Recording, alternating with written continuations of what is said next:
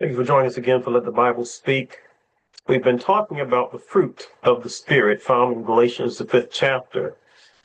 Just yesterday, we talked about love. That was one of the fruit of the Spirit. And he continues on in verse 22 of Galatians 5. He says, but the fruit of the Spirit is love. And then he says it's joy. And so we want to talk about that just a little bit. And joy differs from being happy, and sometimes they become confused. People think that because they're happy, they actually have joy. But happy is more transactional. It's a matter of what's happening right now. For example, if you I don't know, get a bonus at work, you might be happy. And then if you open a bill that you didn't expect that will consume that bonus, well, you might be sad.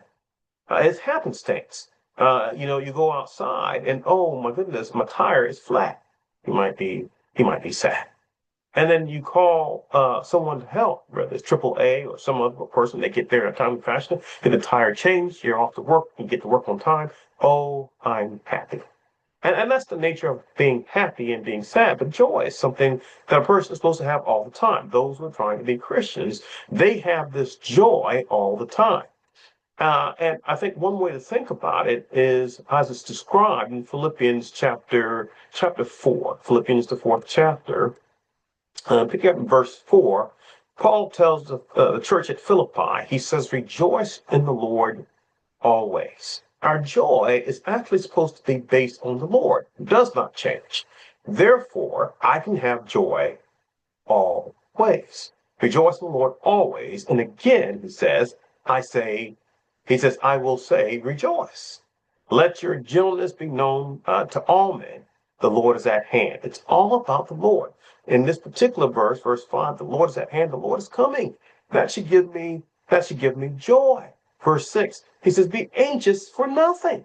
Don't let worry and angst sort of drag you away from the joy that's in the Lord. But in everything, he says, by prayer and supplication with thanksgiving, let your requests be made known to God. And here it is, verse 7. This is how you maintain your joy. Verse 7, he says, and the peace of God, which surpasses all understanding, will guard your hearts and your mind through Christ Jesus. Those who are trying to be Christians are trying to put away the old man, put on the new person, and to walk in the ways of Christ. They must bear the fruit of the Spirit, which is love, but it's also joy. And that joy exists in the Lord. Thank you for joining us again. If you have any questions, you're seeking Bible materials, you're seeking a study, go ahead and call 843-553-5157.